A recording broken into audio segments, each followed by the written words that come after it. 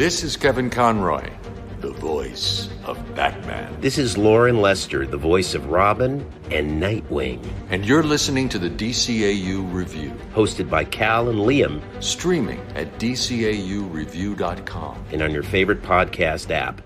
Welcome, everybody, to episode 350 of the DCAU Review. I am Liam.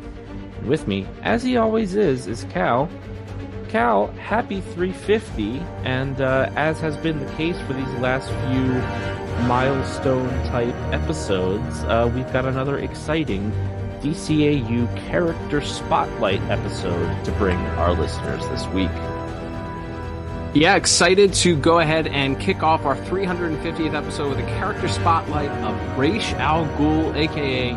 the Demon's Head, and talk a little bit about his origins as a character in the comics. We'll touch briefly on some of his appearances in the original Batman the Animated Series run, and then we'll bring in our special guest correspondent to really hammer home the importance and interesting tidbits and facts about this character's development here in the DCAU.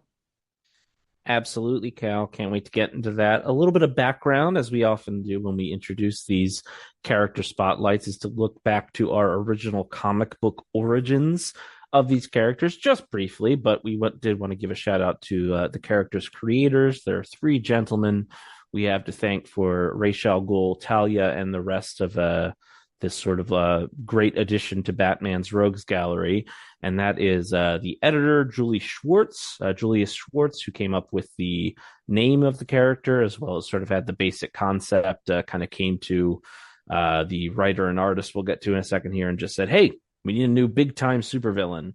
They were, the aim was, let's introduce a new big character, that's on the same level as somebody like a Joker or Penguin or Riddler or someone like that. So with that tall task, Julius Schwartz went to two of the great writers and artists, and also maybe one of the most famous pairings of a writer and an artist, at least as far as importance and what they brought to DC Comics in the 70s and 80s, that being Denny O'Neill as the writer, who went ahead and fleshed the character out more, and the artist Neil Adams. Unfortunately, none of these gentlemen are with us any longer, but as far as if you set out with a tall task, as we're going to introduce a new villain and he's going to become a permanent big-time fixture of Batman's Rogues Gallery, mission accomplished, to say the least, by these gentlemen. We wouldn't be here talking about this today without them. So a special shout out to those gentlemen.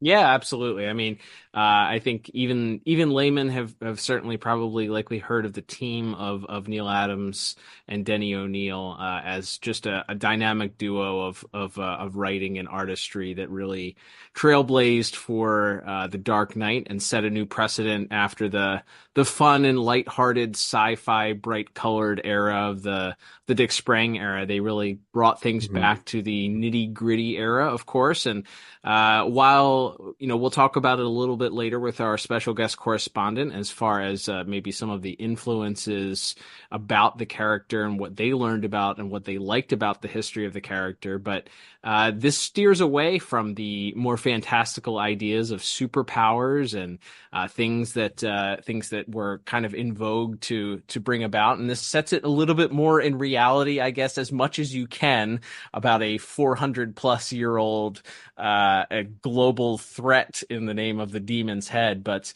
you bring a little bit more of a Moriarty type character, as we see for this character, and it really does translate, and we see that characterization that the late Mr. O'Neill and the late Mr. Adams really kind of had for this character, his look, the way that he carried himself.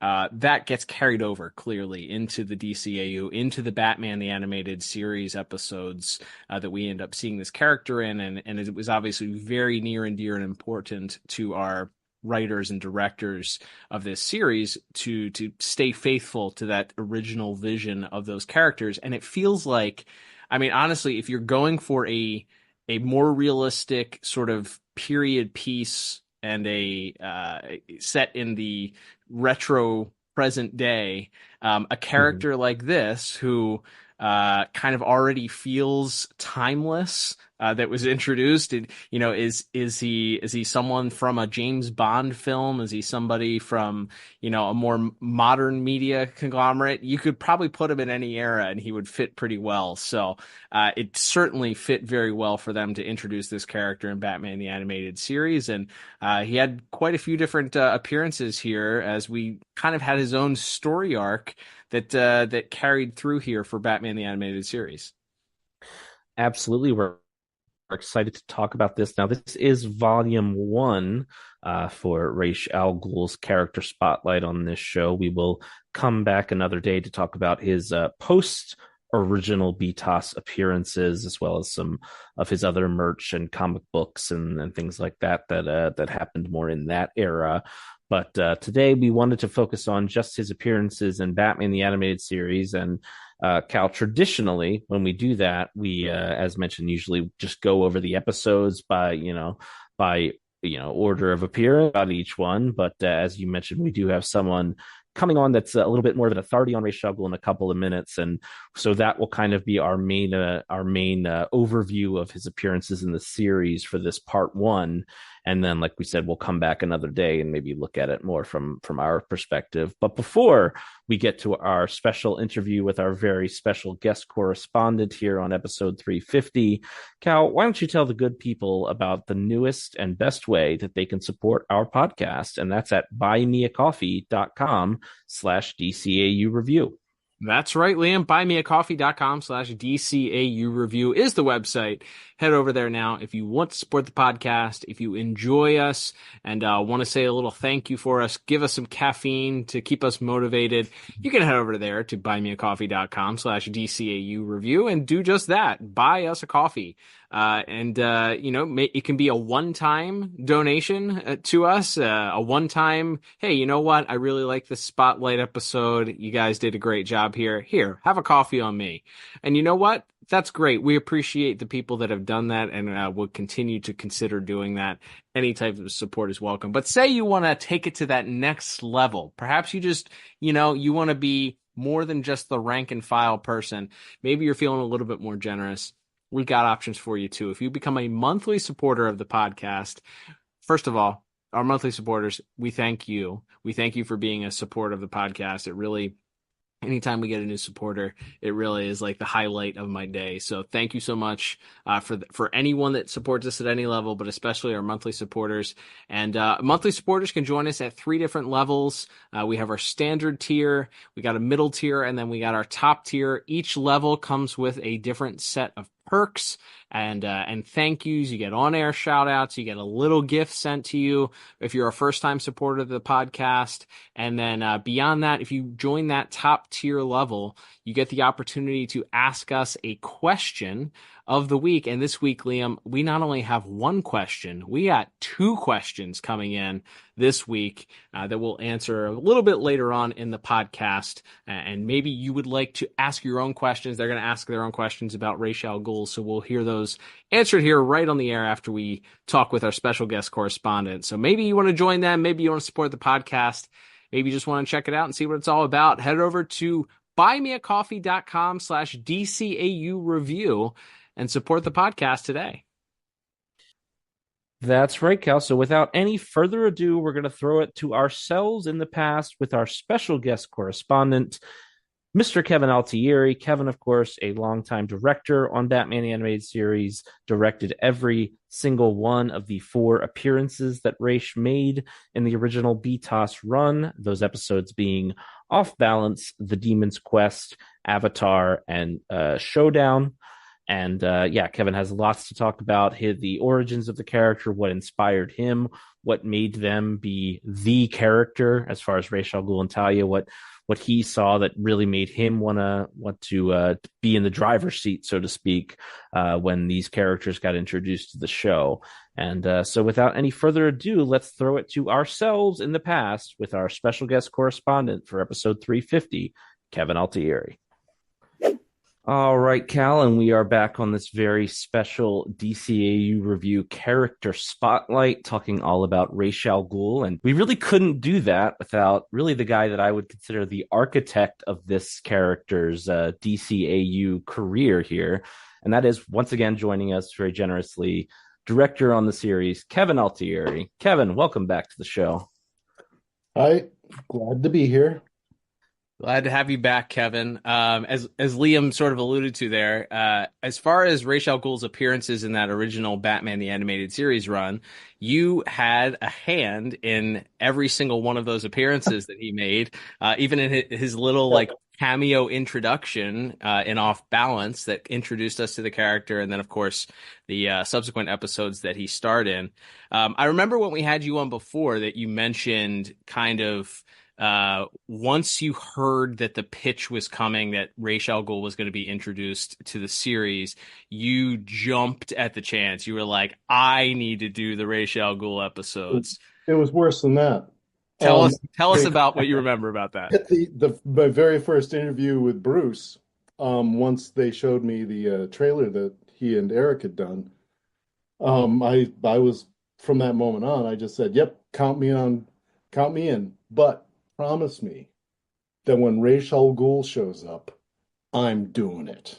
And Bruce said, you got it, And then Eric, same thing. And then when Alan Burnett was hired on, Bruce actually, when I was introduced to Alan Burnett in Bruce's office, I came into Bruce's office and I shook hands with Alan Burnett because I had just read his script and it said, your script's fantastic. It was Two-Face Part 1. Mm-hmm. He said, your script's fantastic. It's the best script I've ever read. And Bruce said, Kevin has something to tell you, since you're going to be, one of the producers on the show. And I said, yeah, when Ra's al Ghul shows up, I'm doing it. Because when I was 13 and I read the Neil Adams, Denny O'Neill one comic, that series, that was like suddenly there was a different kind of villain and just really grabbed my imagination. And when I was 13, for whatever reason, I always thought, I've got to do this as a cartoon. And I don't know why. I always wanted to do and I saw it in my mind as Johnny Quest or something. Right. And so ever since I was a kid, it's just something I wanted to do. And here's my chance. There you go. You got the chance. The boyhood dream came true. You went ahead. You got your wish there. Now, as far as you mentioned, reading those original stories and seeing, in your opinion, like what sets the Ra's al Ghul character, even within the Batman the Animated Series universe or in the general DC universe, what sets that character apart from the rest of that rogues gallery, in your opinion? Well, to Batman, he's more like, it's like all the villains, do their villainy stuff, they're stealing things. There's things they want. There's revenge they want to get. There's all these different things. Whereas Ra's al Ghul is more like Moriarty, Sherlock Holmes. He has bigger plans, right? And it's not like a Lex Luthor thing where I want to conquer the world. No, it's like he's got huge plans and he plays a long game. Yeah. That Batman has to jump in and it's like, yeah, you can defeat Ra's al Ghul here, but his plans are still going on because it's worldwide. Right. And also it's the very first time in not just the DCAU, the animated universe, but in the comics, if I remember back, it was the very first time that there really is a supernatural magic kind of element to it. Like Jim Aparo and Adams would do those House of Mystery kind of stories where it's like there's kind of what if? But there's always like someone impersonating a ghost or someone impersonating the Grim Reaper. Right. Or, like the ghost, maybe the ghost of Hans von Hammer slew his ancestor. Maybe. Right. But Ra's al Ghul, he's like 600 years old. Right.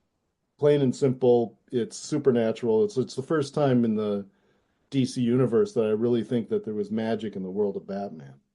That's a good point there. Yeah, I think when we covered specifically when we covered the Demon's Quest, we talked about that, how it sort of bridges the gap between just the old noir style that kind of started out in the series, and then you start bringing in a little more science fiction. It brings in a little bit more, but fitting it within the noir style. You're not bridging it and completely changing everything. You're bringing in just some more of those elements that you would find from that material around that time. So that makes a lot of sense.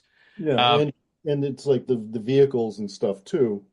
We purposely like the vehicles. Of course, this is a prop-driven world. Mm-hmm. The world of Batman, like the animated series.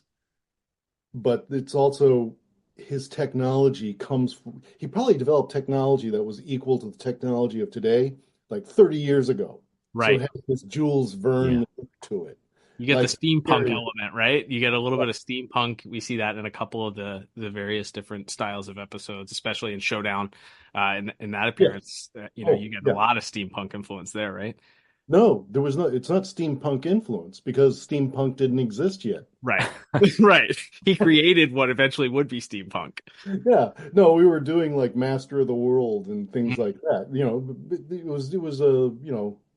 It was a thing, that whole Jules Verne thing, but it's kind of like we're mimicking Disney's 20,000 Leagues Under the Sea and things right. like that. Actually, more like Ray Harryhausen, Mysterious Island. We're doing that. There you go.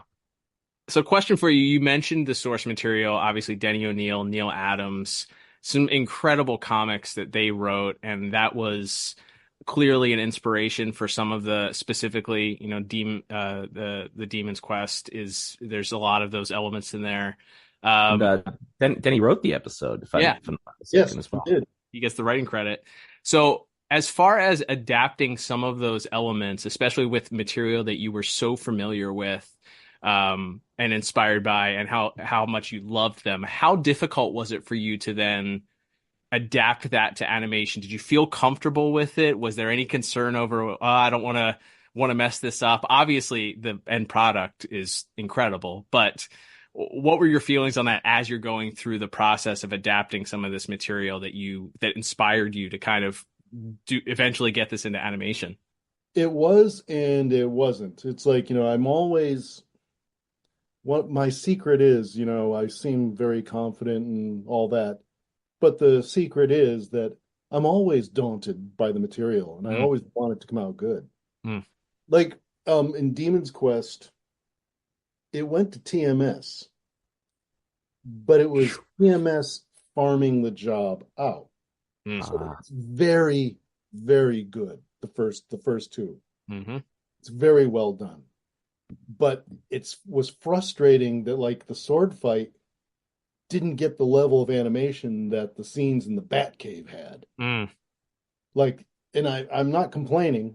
Sure. Because it's all a good job. They did a good TMS supervising it, he made sure. But there's just, when they nail it, is that scene in the Batcave when Batman takes the cowl off for the first time. That was another thing that Bruce insisted on. Until Ra's al Ghul shows up in the Batcave, we always have the cowl on, no matter what. And that's the first time that the cowl comes off, and you see Bruce Wayne dressed as Batman. Wow.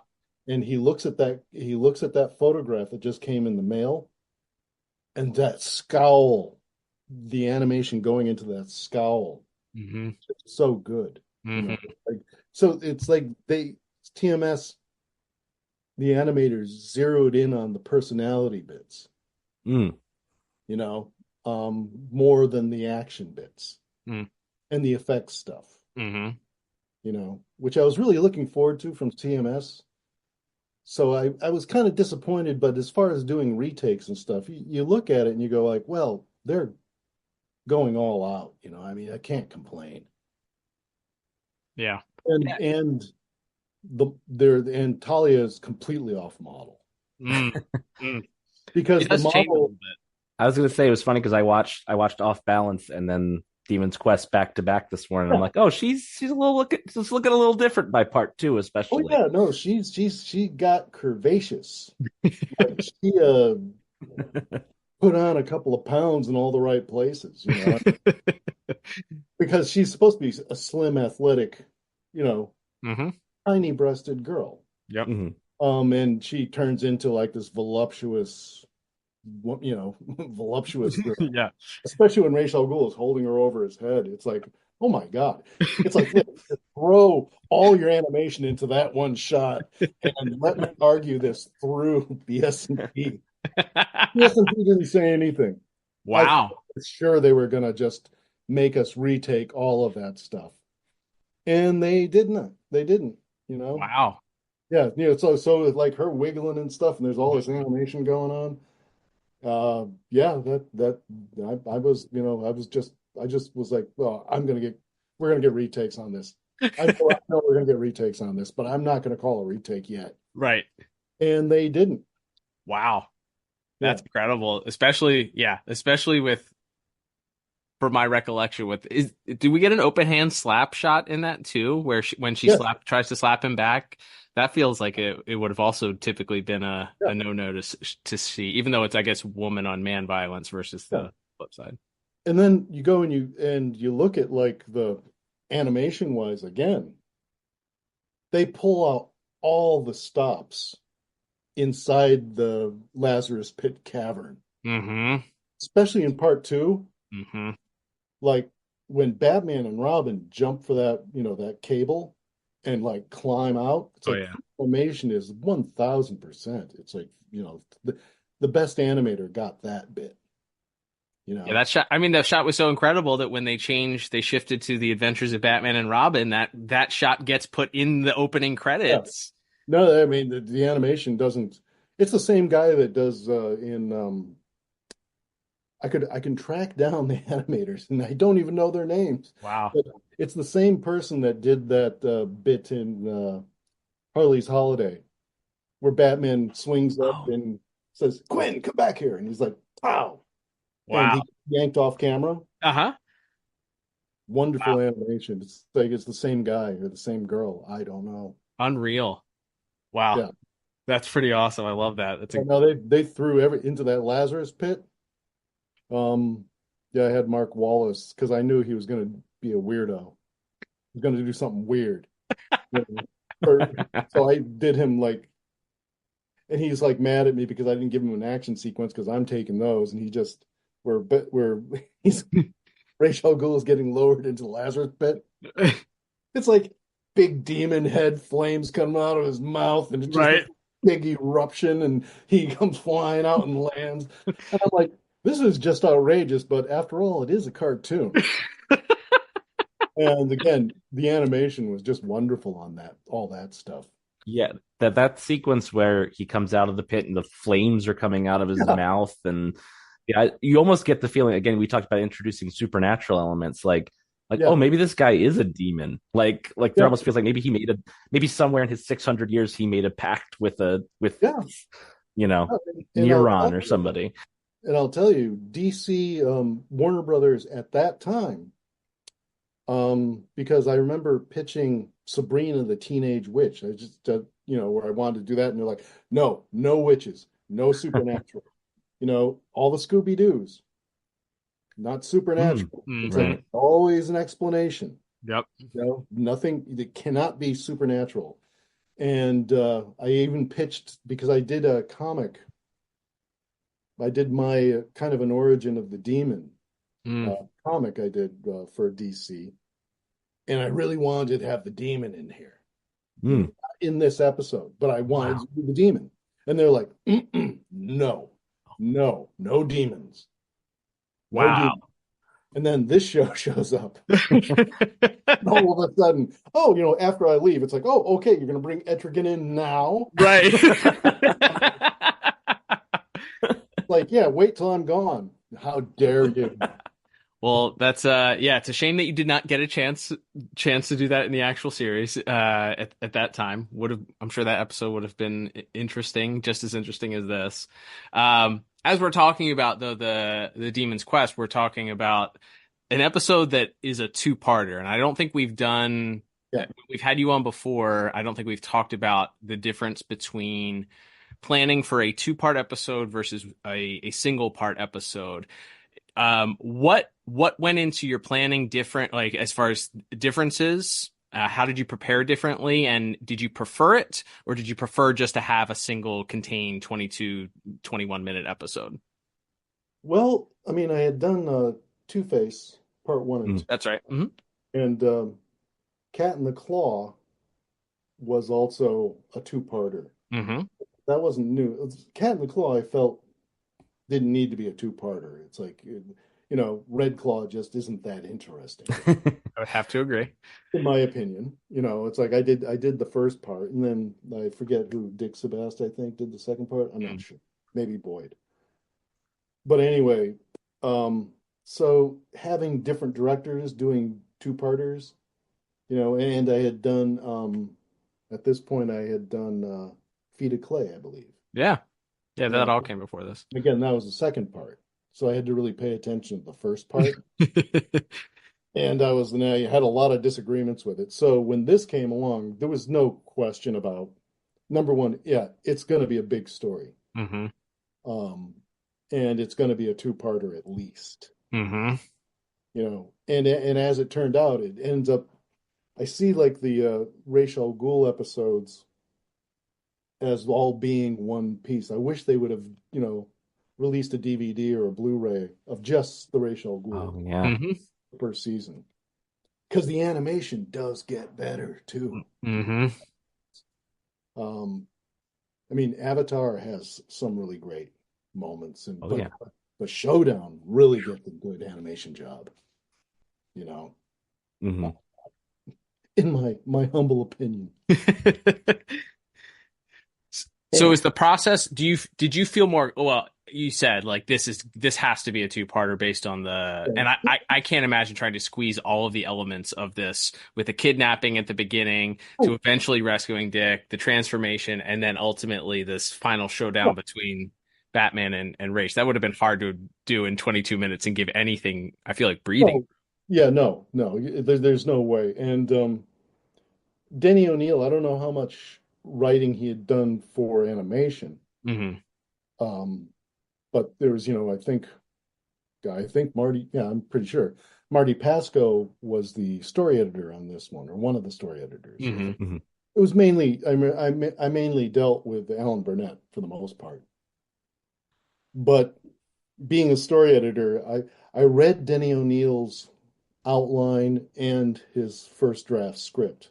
Mm-hmm. And I was pleased with it. And I said, it's long, but he adapting his own story, he took the Olympian chick out of it. Yeah. Took like those moments out of it, Mm-hmm. with the skiing and all that.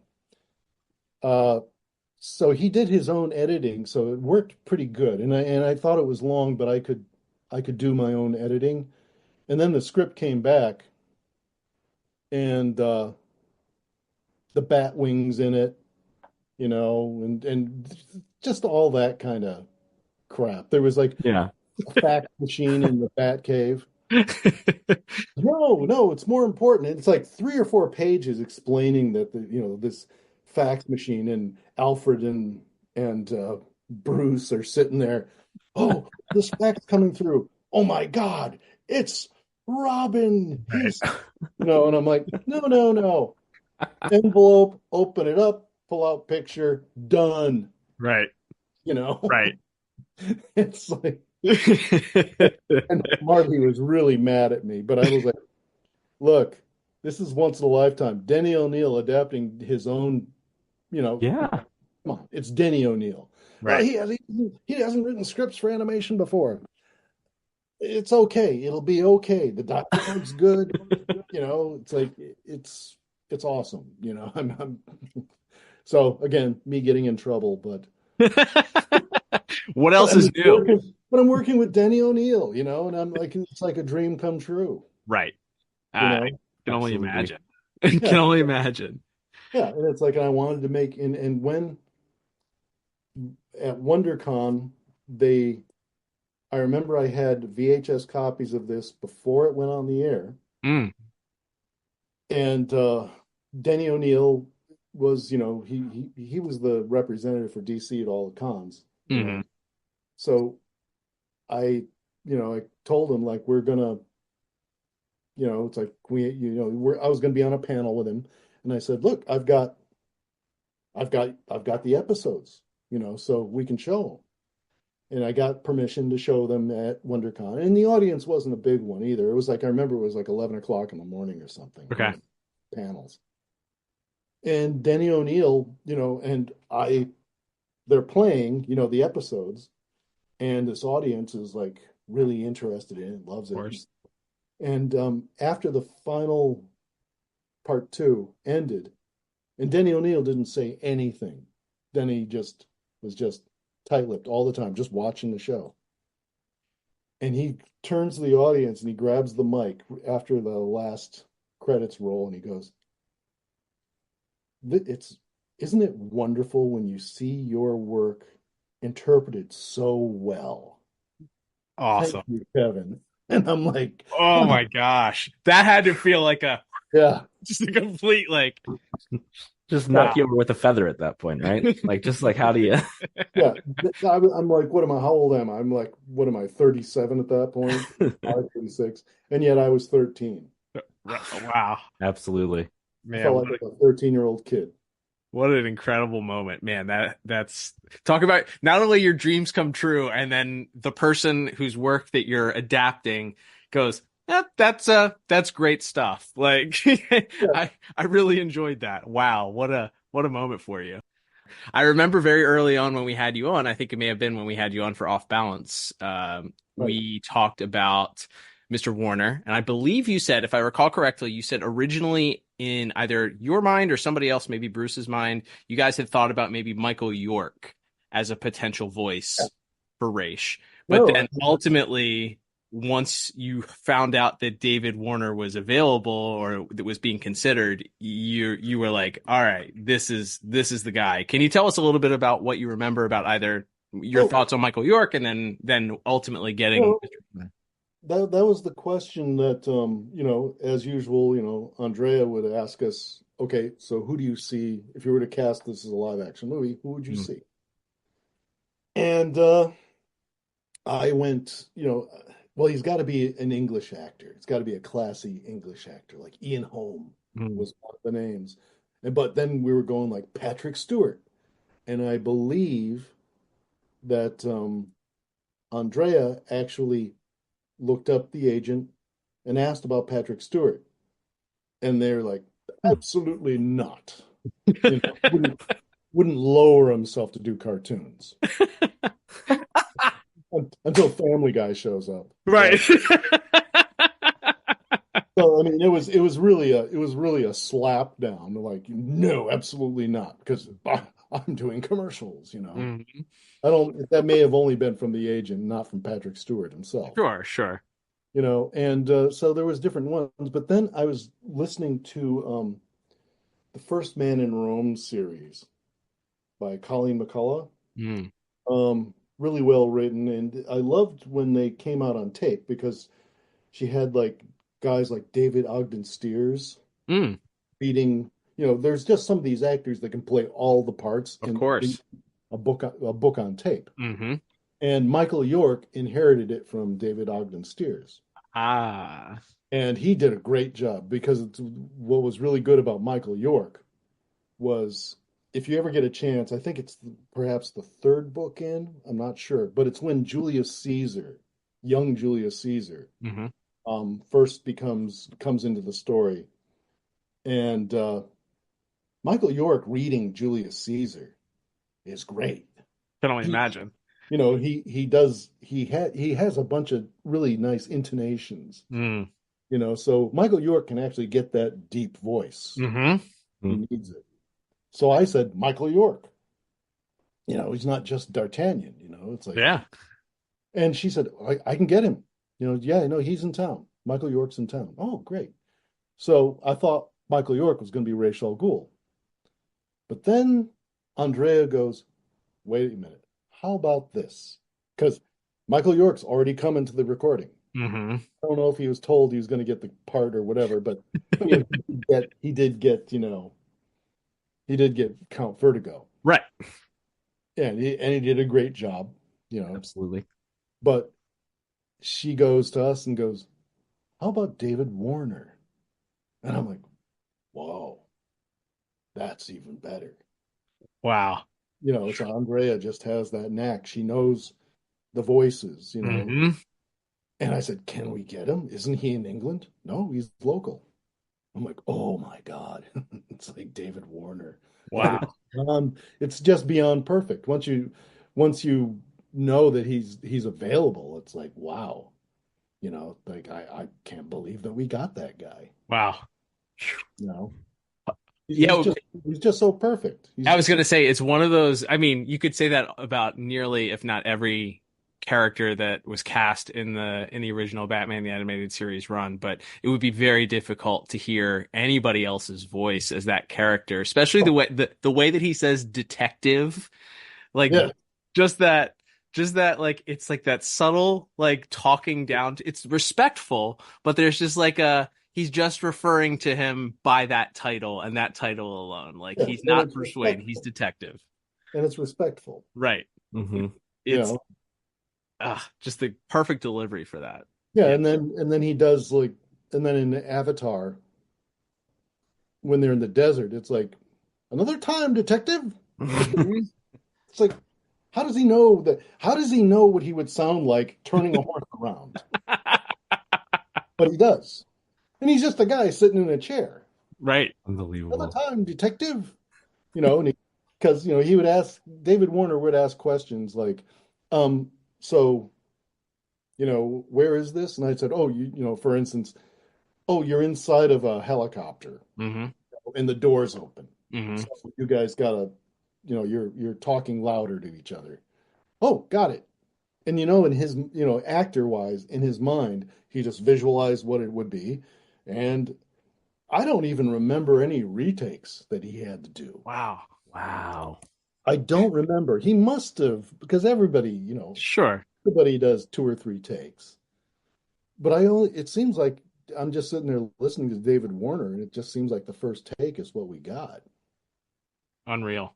Yeah, no, he inhabits the character. It's like, Yeah, I think of the line when they're driving in the Jeep early in part one of where it will take power and I fear ruthlessness to fix the world. And there's just like it's matter of fact, even as flowery and Shakespearean as the language gets, there's such a realness and gravitas to him at the same time that he pulls out of it. It's incredible. yeah. And I don't think anyone can do an evil laugh as well. Mm. You know, uh, yeah, no, there are many actors who can do an evil laugh. But David Warner really does a great one. I say the Ron craze. Perlman, Yeah. Ron Perlman, he does a good evil laugh. Mhm. He's just got that gravelly voice, but man, maniacal laugh. David Warner, he's the king. To say it's quite the range, especially because he has to go. I mean, most of his dialogue is, even keeled. He shows very little emotion, and then he has these scenes where, because he's affected by the Lazarus pit, he's all of a sudden out of his mind. So again, speaking to the talent of the late Mr. Warner's ability to kind of pull that and really capture that essence of that character, really neat. Yeah, no, and it's like, and he came back, and then it's like in the showdown again. "You are growing quite bold, RKD." I love how he's like, just how when he says, spoiler everybody, but his son's name, it's like that's why he's so familiar, and it's like your parents when they're mad at you Hmm. will enunciate your whole name, Mm-hmm. you know, in anger, when they're angry, and it's like, and he would like talk to RKD. Everyone else is like Katie Duvall, Right. And Elizabeth Montgomery Duval, Right. the Southern. But him, it's like he says it different than everyone else. There you go. He brought that authenticity to the character. And Yeah. all right, I guess before we run here, since we're talking about the character, one of the things we talk about is the music that accompanies this character. Obviously, with the sort of the anthology of these episodes that we talked about, there was kind of because it's that adventure and that Yeah. trip to the Middle East area that we see. It seemed that the music we got to bring in some like Lawrence of Arabia style and some really invoke some of those old themes. Anything do you remember specifically about the music from any of the episodes? I know obviously you get some of the Old West theme when you get to Showdown because of where that episode takes place. Was there anything that stuck out that you remember? I know you've shared you didn't really have to give Shirley Walker too much direction. She brought the music too. No.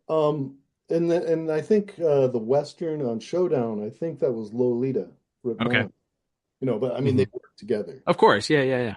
But I remember, it's like, everyone's like, oh yeah, it's the first two. It starts out as a mystery sort of thing. Mm-hmm. But all I said to Shirley Walker is like, well, if I was to get someone to do the music, it was like, a live action film would either be, you or Jerry Goldsmith. And she's like, Jerry Goldsmith. Yes. I got it. And it's like, so I feel like it's kind of a Jerry Goldsmith because the music at the beginning of Demon's Quest is mysterious, and it only shows up when it needs to be there. Mm-hmm. Otherwise, when it needs to be silent, it's silent. Mm-hmm. That's Shirley, it's like that's one of her trademarks. But when they get in part two and they get to the desert, it's Wind in the Lion. Mm-hmm.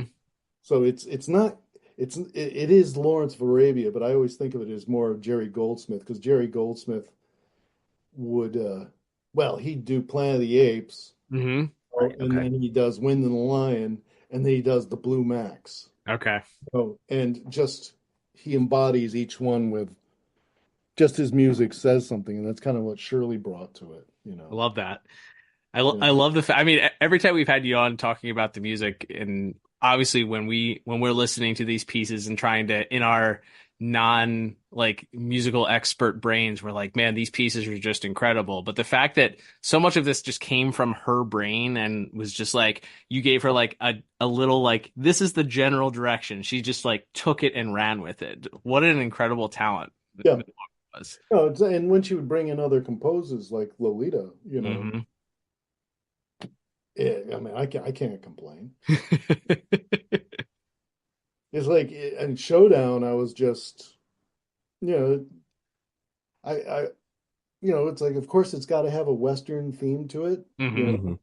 But then again, it's Master of the World, it's very Jules Verne, so it has to be those things. So it's like, it's Western flavored, and then.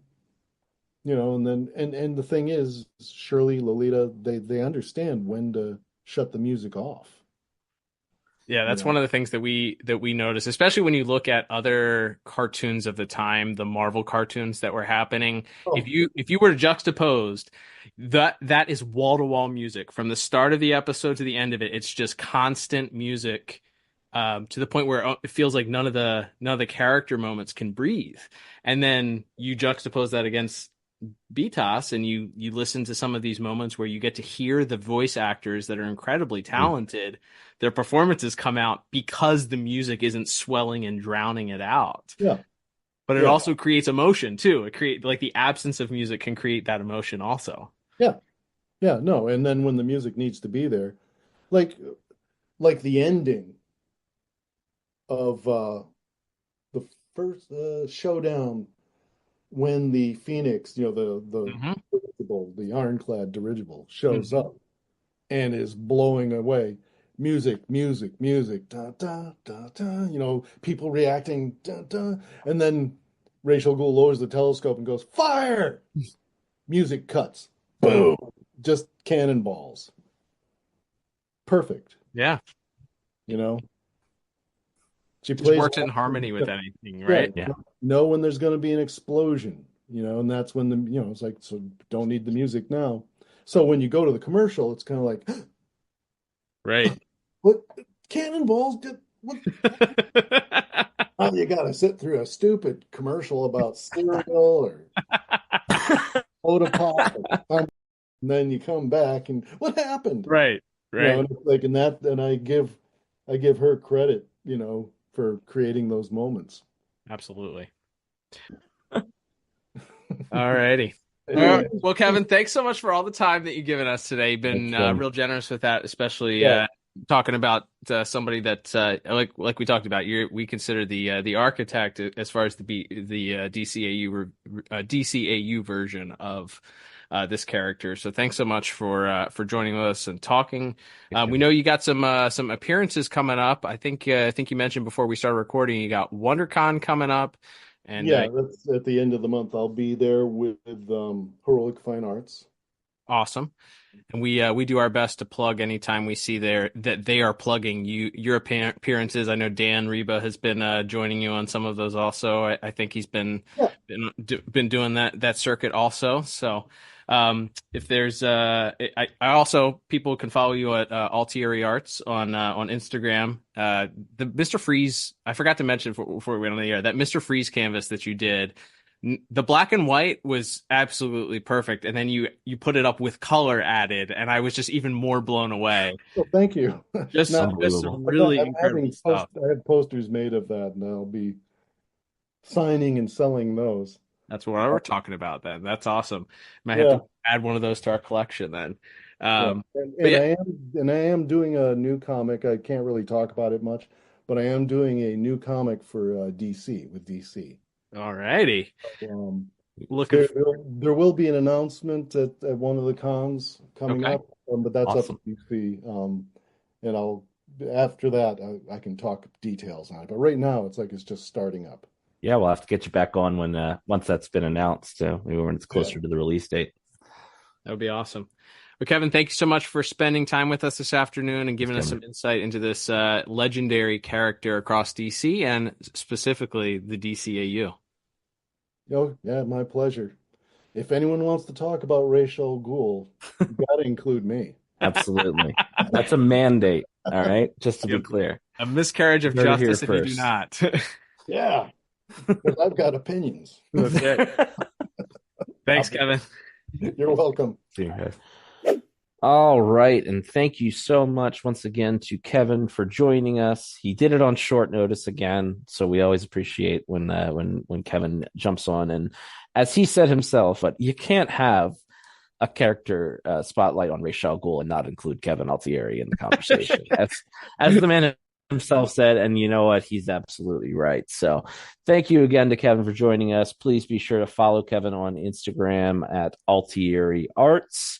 And you can also head to at Heroic Fine Art, and they are who Kevin does his con appearances with. And you can also, I believe, find some signed items from Kevin and Dan Reba and some of the other people that they work with over on Heroic Fine Arts site as well. So be sure to stay tuned to those socials to find out where Kevin might be coming to a con near you. But with that out of the way, Cal, before we get out of here today, as we always do with these character spotlights, and we are going to split things up since we had such a long convo with Kevin in the middle there, but before we get out of here today, we thought it would be fun to look at Ra's al Ghul's plastic appearances from the DCAU, those being his action figures and statues and other little collectible items.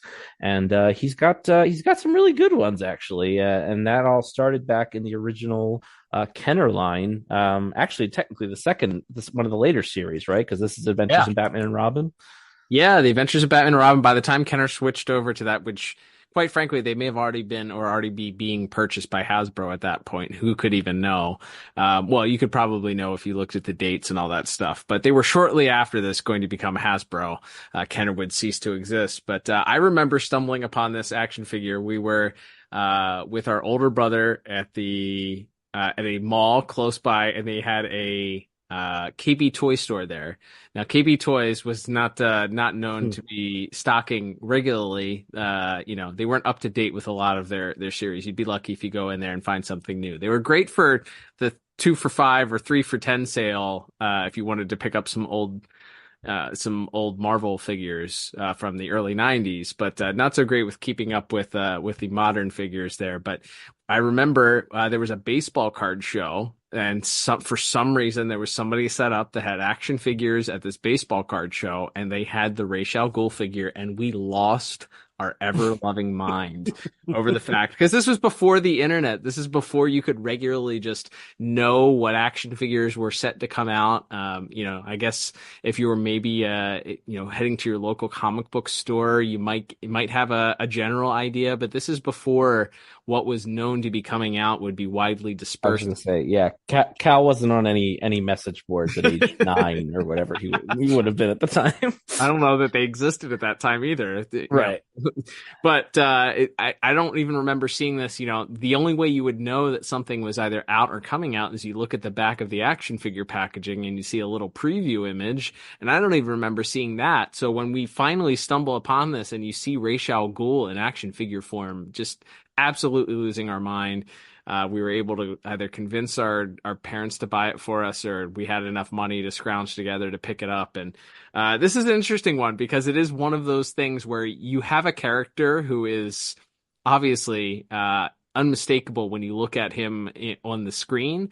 That stunning green tunic and green suit, red tie, the jet black hair with the white streaks in it, and the dark circles around the eyes, and the little Fu Manchu looking thing. But I don't know that toy executives thought that a guy in a suit would sell very often, so they had to come up with some sort of fantasy armor that he had to wear in order to really sell it. They also really beefed him up a little bit, gave him some really muscly looking arms.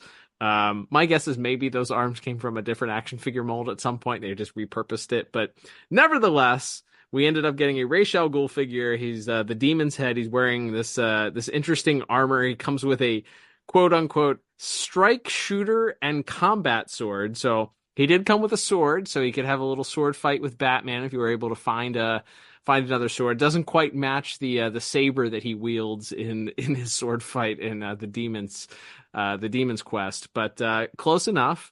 And he also, Liam, he includes the dog mask that he wears at the beginning of the Demon's Quest, and in part 2 of the Demon's Quest as well, that obscures his identity. Yeah, the Demon's Head, obviously for reasons that had to do with getting it into retail store shelves in the 90s. The words demon or demon's head are nowhere on the packaging, but yes, that is they did manage to get the mask in, which is a really cool add-on piece for this. He's also got that necklace piece that I think ends up, is that the Ra's al Ghul logo? Like, what is that thing molded onto the front of his armor there? Is that also some kind of Ra's al Ghul symbol? I don't know. Really neat looking though. So yeah, as far as accuracy to what you saw on screen, would probably get a 0 out of 10 for accuracy. He's got these real tiny beady eyes that didn't get painted very well, but as far as coolness factor, being able to add this villain into your plastic Batman Rogues gallery, I'd give it a 10 out of 10. Absolutely. This is one of those beggars can't be choosers moments there. Mm-hmm, mm-hmm. And I think just getting a character like Ra's into your line of plastic rogues gallery for Batman is a big win. Even if we wouldn't get a Talia until a few years later. Actually, this would have been during the new Batman Adventures days. But since how he and Talia appear is a lot closer to their original BTOS appearances, we're going to include it here. Where there was a kind of a new way that Kenner / Hasbro began to understand how to introduce new characters into a line, and that was 4-packs. Nowadays you see a lot of Build-A-Figures, and that's how they sneak these characters in that retailers think might not sell well on their own. This is coming from a very antiquated time where executives of toys assumed that boys would not want to play with girl action figures, so they can't release a girl action figure because it's just going to sit on the shelf. That going back to like G.I. Joe and Star Wars days was very true, which is why those female character figures seem to be so far and few between in almost every single action figure line. But yeah, so Hasbro figured, you know what? Talia is an important enough character. Well, she gets a plastic incarnation here, but we got to figure her out. She's not going to sell on her own, so we'll sneak her into this 4-pack. Who else but Raish, Al Ghul? And by that point, they had like a suited body, so they said, you know what? We're going to release a figure that looks far closer to what he looks like in the series. Plop this original same Raish Al Ghul head onto a suited body. Give him a cape. Include that same blast thing, paint it green, put that new Talia figure in there and throw a Batman and Robin in there and put a cool little name on the front of it, Shadows of Gotham City, and sell it for $40 at Toys R Us, and wham bam, there you go. Absolutely. So yeah, even though the only thing I loved this figure. I played with it constantly. This was sort of my Ra's al Ghul figure that or at least mine that I was allowed to play with. And my only thing is that when you put the cloak around him, because it is also like this vinyl plastic material, the figure becomes immobile. Like you can't really move the arms, you can't really move the legs, you can't really do anything. You can't hold the weird missile launcher thing he comes with. There's no cape movement happening with that cape, is what you're saying. Unfortunately not. So while it looks show accurate, if you were actually trying to play with them, the cape had to get ripped off or torn off every time. You had to invent a reason why he wouldn't be wearing the cape, I guess, to make it work if you wanted him to jump into a sword fight or something. But yes, still very cool to have a more show accurate version. And then yes, the Talia add-on with her little pistol that they managed to get in there, very cool add-on as well. And then from there, it's several years later when a line which we at one point thought was dead, but has since been resurrected by McFarlane Toys, resurrected BTAS action figures, and with it came another Ra's al Ghul. That's right. The original DC Direct release was, in fact, Ra's al Ghul. And what's interesting about this is they also, much like the original Kenner figure, stayed away from his green suit look, which feels like it's a little bit more iconic when it comes to figures. But again, as far as dynamic playability and interesting posability, you may be hampered if or maybe an added expense if you include some sort of soft goods cloth cape. So you know what, we're gonna go with he did have a different look towards the end of the Demon's Quest, where he had his kind of that lime green shirt and the gray pants, and he had a darker cape, a black cape that he wore that kind of also matches that demon's head mask. So throw those all into the packaging and call it a day. And honestly, I think as far as action figures are concerned, it is absolutely screen accurate, looks incredible, matches what you would see, if a 3D printer went into a Batman the Animated Series episode and printed the Ra's al Ghul head out. But I think the only thing that you miss here is that I feel like 99% of how he looks in the series is more akin to that green suit, unless you're talking about flashbacks. So good news is recently announced, actually just within the last week or so at WonderCon, this figure's also getting a re-release from that McFarlane line. So you can pick that up and in the McFarlane line, and if you collect all the other figures from that series, you can build a Jonah Hex, which is also put him next to your Ra's al Ghul. So not the look that you would see Jonah Hex with Ra's al Ghul. He doesn't have the cool top hat and monocle look, but hey, customizers will have fun. Maybe they'll make a monocled top hat Ra's al Ghul figure with all the extras that are lying around. That's right. The only thing I have to say about all that is my heart's all a flutter. And with that, that's just all I've been mumbling that to myself ever since you broke the news to me and posted on Twitter that this was going to be the next build to figure out. It's like I just keep mumbling, my heart's all a flutter to myself. So thank you for that, and thank you to our lovely friend Todd for that as well. But Thanks, Todd.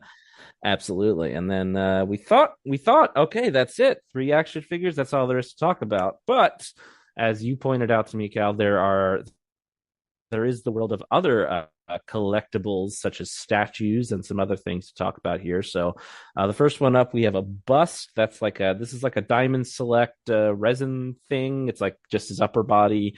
There's a bunch of these, right? Mm-hmm. Yeah, there's a whole. I mean, they're highly collectible in the Batman the Animated Series community.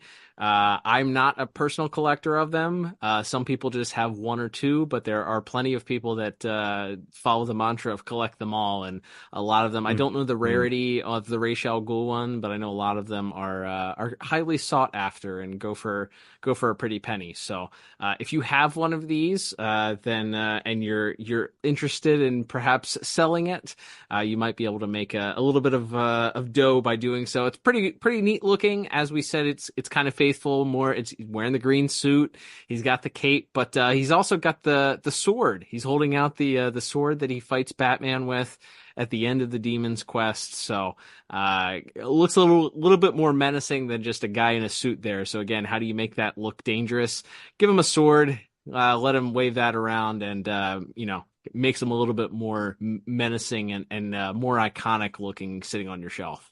Absolutely. And according to the back of the box on that, they only made 3,000 of those ratios. So yikes. I'm sure it can be a little bit hard to come by once it's no longer available from the original retailers, as most of these things go. And like a lot of other Ra's figures, we'll save the newest one, I think, for last. But he's also got. Have we talked about HeroClix on this show before? This like strategy fighting game, board game that's existed for, I don't know, since we were kids. But and I think it's still going now. Like they still make new versions of it, but they all come with these little figurines, and I'm sure there's a game. This is like a popular game that this is some kind of strategy war game that this is ripping off that I just don't know. It's not Risk or anything, but Warhammer or something. It's just like kind that. of like a war. Like you have your characters and the other. Yeah, like you have your characters, your army, and the other people have theirs, and then you pit them against each other. So.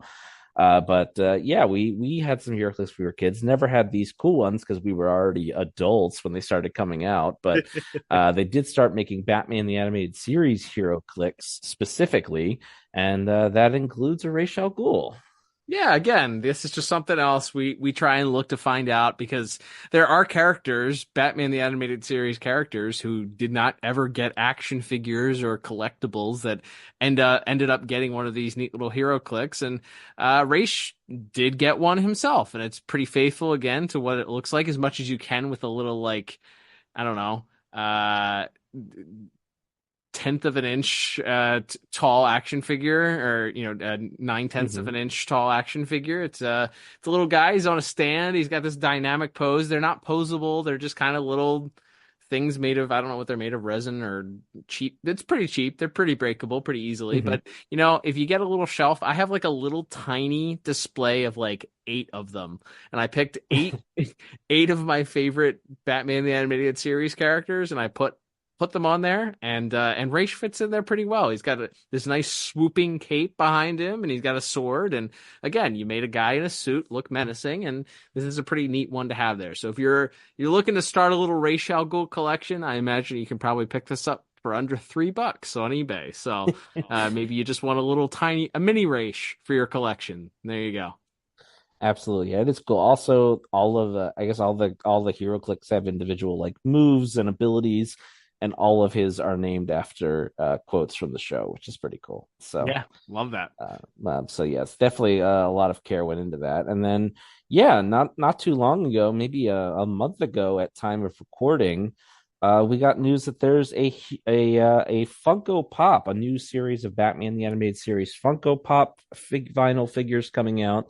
And amongst them, a lot of them creating more episode specific moments as opposed to just being the characters, because they have done, I think, pretty much everybody at one point or another. But yeah, now we're finally getting a Ra's al Ghul, and it, again, as has been a theme in our conversation here when it comes to his toys and other merch, they went with not the green suited guy or the shirtless sword fight guy, but the demon's head outfit, complete with the mask on. And it's a striking figure. I like it. I think it's fun. I maybe would have gone with done like a 2-pack, but there's always Comic Cons and exclusives and things. I was like, at some point they got to do it. If they did a Funko 2-pack that was shirtless Batman and shirtless Ra's fighting, I think that might be hard for even me to pass up, and I am decidedly not a Funko Pop guy. So, but that would be hard for even me to pass up. But that was a fun little extra inclusion that we got. And again, I Funko is one of those ones you have to appreciate from afar for me, because like you were talking about with those resin Diamond Selects, just where do you stop if you start getting into that world? Yep. Like, it's hard, so I know myself too well to think I could just buy one or two of these. Even just the Batman the Animated Series ones would take up a lot of shelf space. So, but a very cool inclusion to have Ra's in his full Demon's Head regalia there to round out our conversation on merch for this character.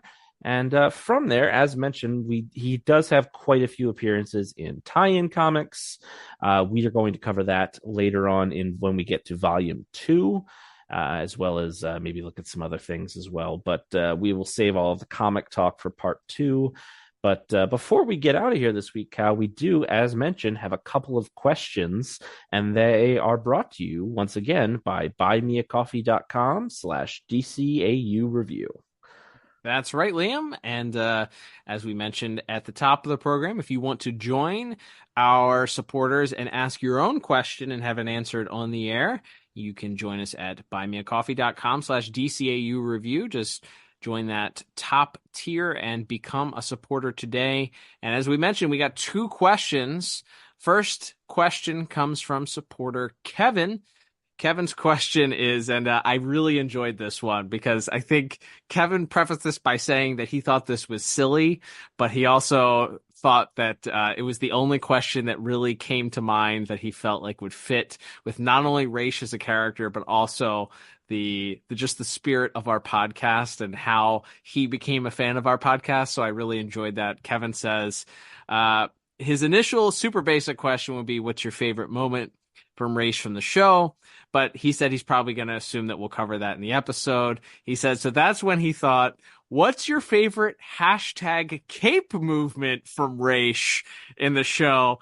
He said he has to go back to that. He was already loving our show when he first started listening, but the first mention of #cape movement solidified us as his kind of people. So, Kevin, thank you so much for that question. Cape movement, #cape movement goes way back. I think that's within the first 10 episodes we talked about #cape movement there.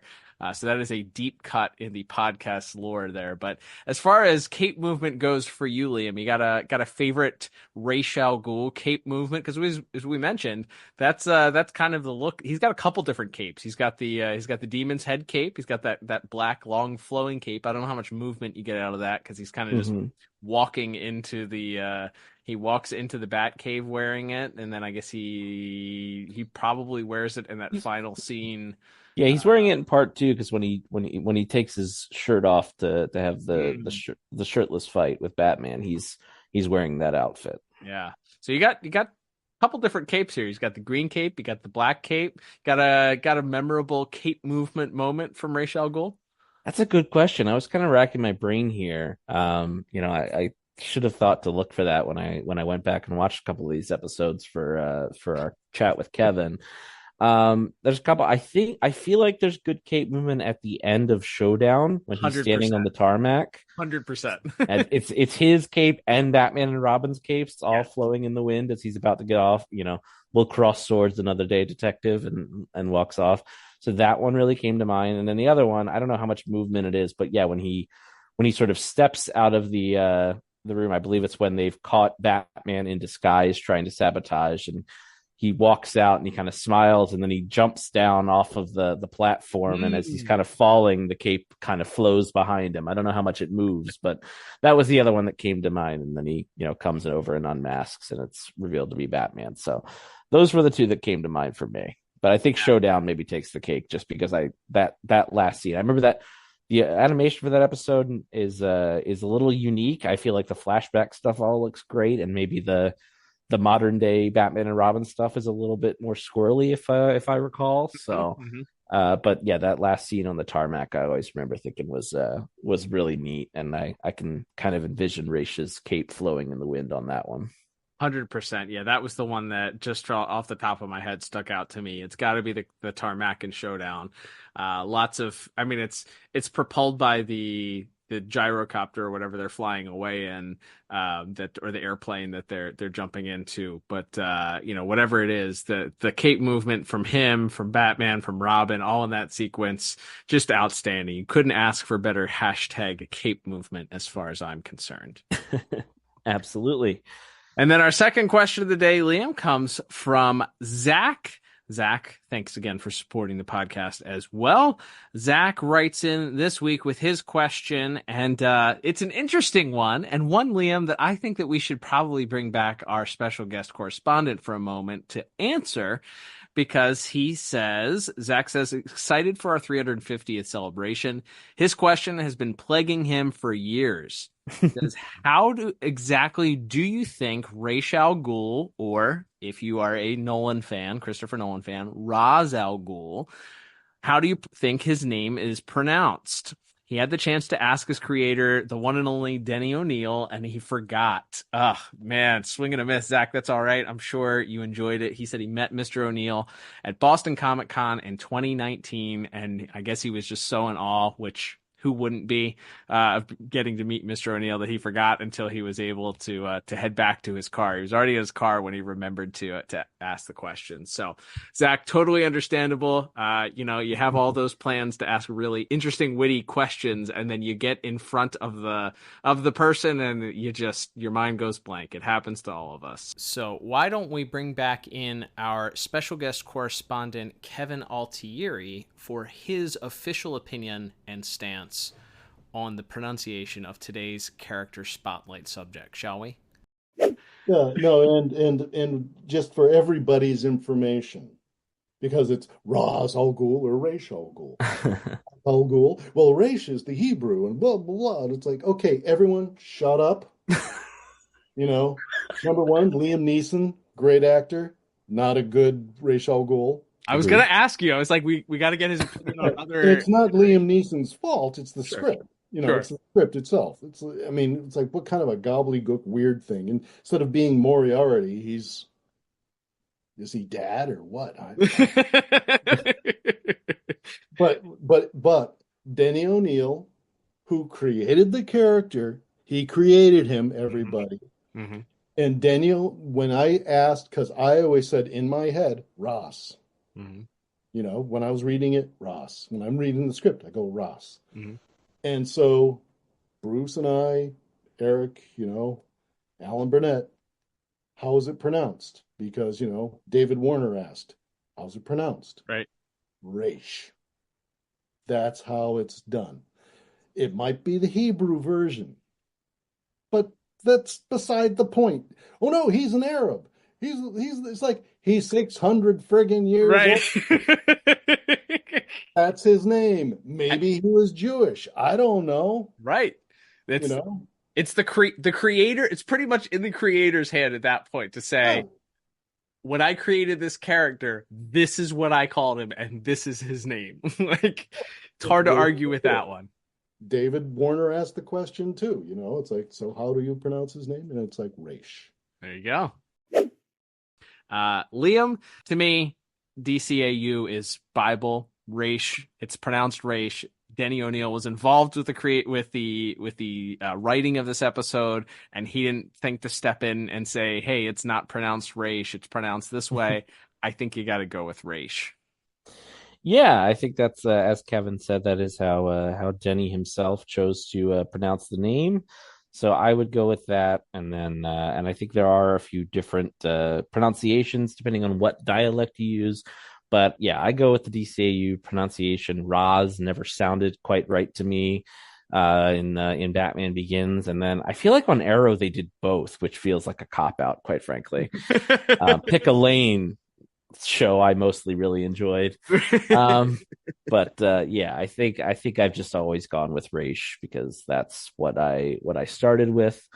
Yeah, I don't necessarily think there's a wrong answer, but yeah, like I said, I think with the additional inclusion of Denny O'Neill mentioning that was how he understood it to be pronounced as far as he was concerned, and since he's the writer and kind of one of the main creative forces of the origins of the character, I say, yeah, let's go with that one. Again, I'm not gonna sit and argue with anybody who wants to say Raz or Raz because maybe that's more appropriate for the Arabic pronunciation or whatever. But I'm gonna go with Raish. Yeah, I'm gonna defer to Kevin Altieri, Dennis O'Neill, and the people that kind of know this character a little bit better than I do, and say Raish. Final answer.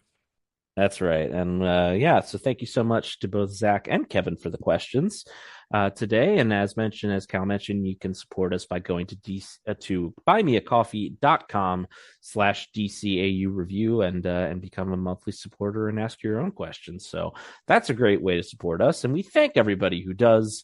Other easy and free ways you could support us would be to, of course, whatever you're listening to this episode on, go ahead and make sure you're subscribed.